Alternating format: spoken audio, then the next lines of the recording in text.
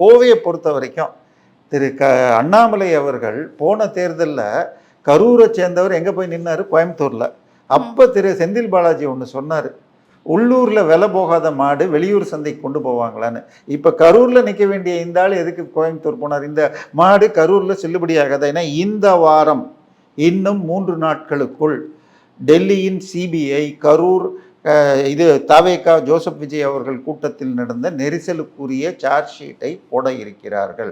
கண்டிப்பாக அதில் திமுகவுடைய சதி அல்லது செந்தில் பாலாஜியின் பங்கு இருக்கலாம் என்று பயப்படுவதால் அதுக்காகத்தான் பயந்து அவர் கோயம்புத்தூருக்கு போனது. சரியா? அதோட மாத்திரம் பிரச்சனை இல்லை. கரூர் என்பது திரு எம்ஆர் விஜயபாஸ்கர் முன்னாள் அமைச்சருடைய தொகுதி.